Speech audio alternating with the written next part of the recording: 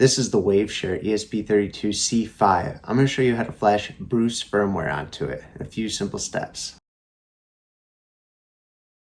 Head over to the Bruce firmware website.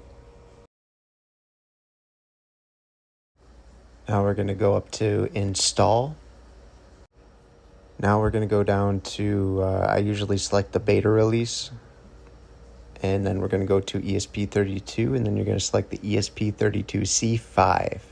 And now the fun stuff. We're going to go ahead and connect the USB to our ESP32. And what I did was, I don't know if this is how you do it, but this is what I did. I went ahead and blocked your view so you couldn't see it. I held the boot button down while I'm plugging in the USB-C just to put it into bootloader mode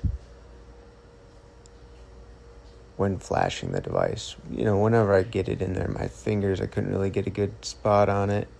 There we go. Yeah, it takes a little bit of time, but you'll get it. All right, now let's pan back up here. Any second now. Now this is important. Select the correct COM port, because if you don't, you could screw something up on your computer device or flash the wrong thing. So make sure it's the right one. Mine was COM 5. And then connect to ESP32-C5, erase device, and next. Install. And you hope for the best.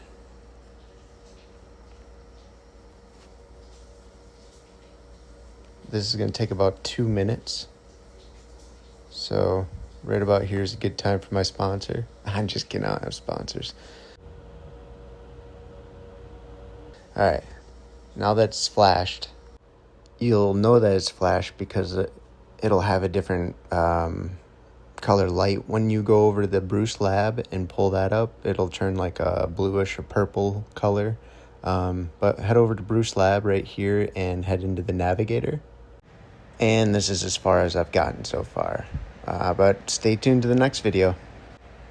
This device and firmware are intended for legal and ethical use only.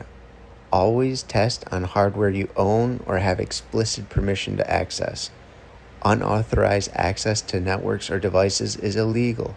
Use responsibly and respect privacy and security laws at all times.